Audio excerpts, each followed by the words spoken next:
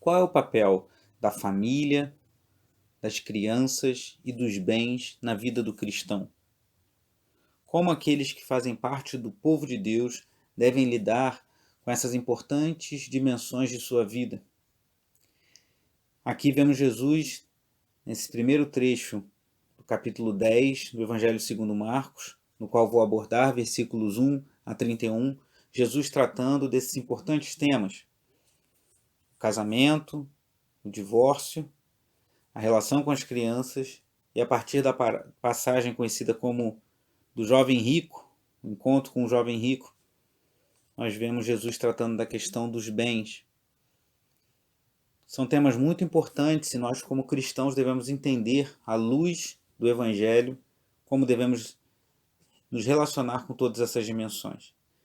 Embora Marcos seja um evangelho muito dinâmico, que possivelmente foi escrito para leitores gentios em Roma, que eram mais pragmáticos, os romanos tinham uma mentalidade mais prática, esse é um evangelho mais dinâmico, mais breve, que enfatiza muito os atos de Jesus, embora fale constantemente que Jesus ensinava. Aqui nesse trecho há uma dedicação maior ao ensino de Jesus sobre um tema central em toda a palavra de Deus, que é a questão do casamento e do divórcio. Você vê que no versículo 1 do capítulo 10 fala que novamente uma multidão veio a ele e, segundo o seu costume, ele a ensinava.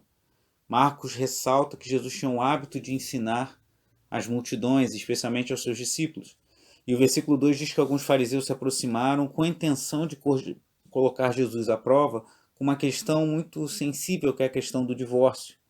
A questão do divórcio tinha se tornado bastante sensível, controversa, por motivos políticos. Lembre-se do divórcio de Herodes Antipas e Herodias, que por conta dessa situação que João Batista denunciou, João Batista veio a ser morto. Mas também haviam questões religiosas.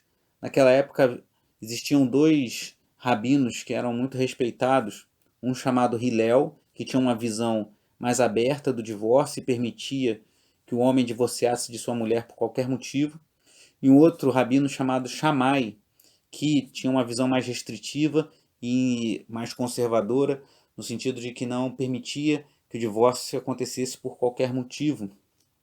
Ele se baseava em Deuteronômio 24, a partir do versículo 1, quando Moisés explica os motivos que poderiam validar um divórcio. E ali Moisés fala que se o homem encontrasse algo indecente, algo que o desagradasse na mulher, ele poderia pedir a carta de divórcio. E ali é uma certa proteção da mulher, embora isso não fique muito claro no primeiro momento, pois impede o marido de voltar com aquela esposa depois se ela tiver casado com outra pessoa, porque permite à mulher contrair um novo casamento para que a mulher não ficasse exposta, pois a mulher muitas vezes não tinha como se manter. Então ali vemos, embora não fique muito claro em Deuteronômio 24, que há uma abertura para o divórcio, mas há também um cuidado em proteger a mulher. E não fica claro exatamente em que condições o divórcio poderia ser concedido. E isso era motivo de controvérsias e por isso essas diferentes visões. E aqui Jesus se alinha mais com uma visão mais conservadora, por assim dizer, de Shammai. E Jesus toma um caminho aqui muito importante em termos de interpretação, porque no pensamento judaico, quanto mais próximo do início da história da salvação o argumento se encontrasse, mais peso tinha. Esse princípio é usado até hoje por nós na interpretação de trechos bíblicos. Quanto mais no início, quanto mais no princípio, mais peso tinha. E Jesus vai lá em Gênesis.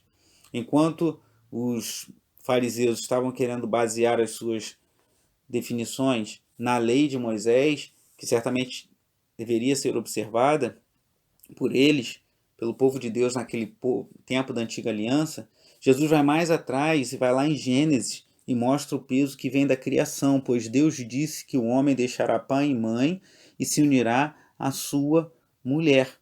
Então, ao remeter lá ao princípio de tudo, Jesus mostra que o casamento está nos planos originais de Deus. E por isso ele é reticente, ele aqui é enfático em relação ao marido não se divorciar da mulher.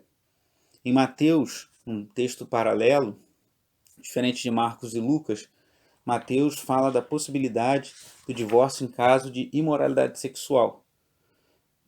Mas aqui em Marcos e Lucas 16:18 não traz essa possibilidade. Isso não quer dizer que Mateus esteja divergindo de Marcos ou Lucas, mas que ele foi mais a fundo e deu a possibilidade do divórcio nessas condições. Embora como cristãos nós sempre recomendemos que busque uma reconciliação, o perdão e o casamento seja restaurado, Jesus deixa claro aqui a importância do casamento nos projetos de Deus, tanto é que remete lá no início.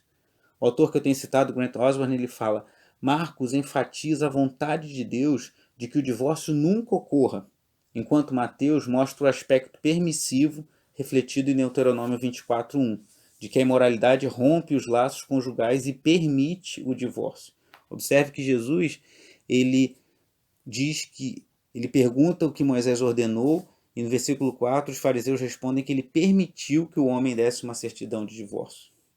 Em Malaquias 2,16 fala que Deus odeia o divórcio. Então o propósito de Deus não é que os homens se separem. Aqui você vê como a palavra de Deus é muito contracultural, é muito diferente de tudo que vemos hoje em dia, numa sociedade doente, que desvaloriza o casamento e ao mesmo tempo cria padrões românticos inalcançáveis para relacionamentos, e as pessoas vivem insatisfeitas e divorciam por qualquer motivo, e esse não é o projeto de Deus.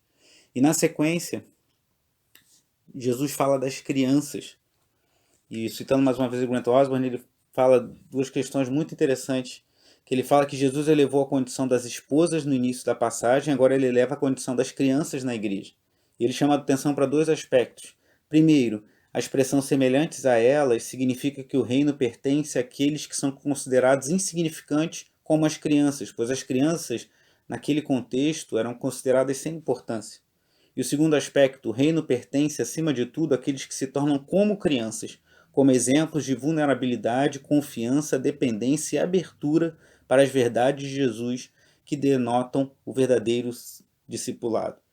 Então, aqueles que se tornam como crianças, dependentes de Deus, abertas às realidades do reino e que muitas vezes são considerados insignificantes pela sociedade, estão mais próximos do reino de Deus, segundo o que Jesus nos ensina aqui. Então, o que aprendemos é que a família e as crianças devem ser valorizadas, pois são fruto de um casamento. A oração que eu deixo para hoje, Salmo 127, fala que se o Senhor não edificar a casa, em vão trabalhos que edificam, e que os filhos são herança do Senhor. Filhos são bênçãos de Deus. Outra coisa que a nossa sociedade deturpou muito, traz os filhos como um peso, quando são bênçãos do Senhor para nós. E a família é a unidade central da igreja. A família é central nos projetos de Deus.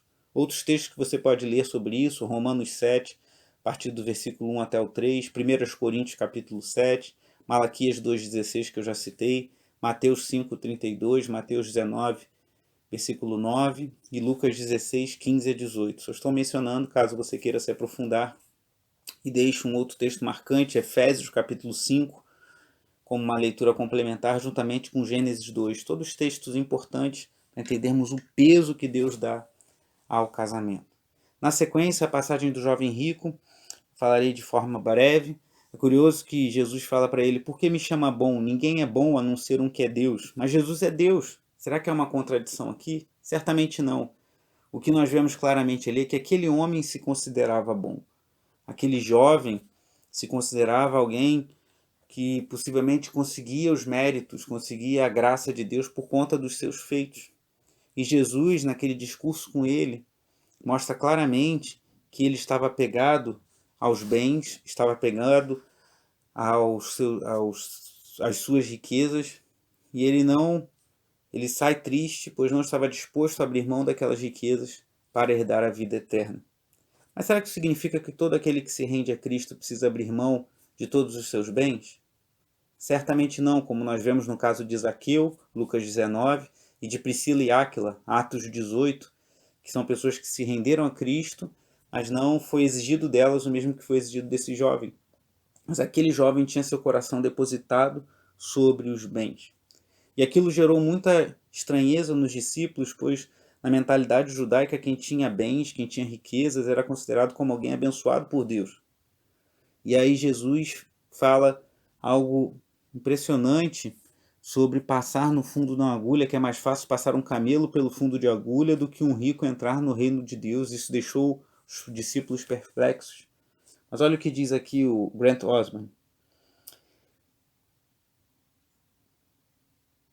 De longa data, essa imagem tem recebido uma interpretação equivocada. Ainda persiste a ideia de que havia uma porta do fundo da agulha em Jerusalém, baixa demais para um camelo passar. No entanto, essa porta não existia no tempo de Jesus. Ela só foi construída na Idade Média. Essa interpretação é desnecessária, pois a expressão de Jesus é uma simples hipérbole rabínica, ou seja, um exagero. É impossível um camelo de verdade passar pelo fundo de uma agulha. E humanamente é impossível os ricos passarem pelas portas do céu. Os empecilhos com os quais deparam são grandes demais.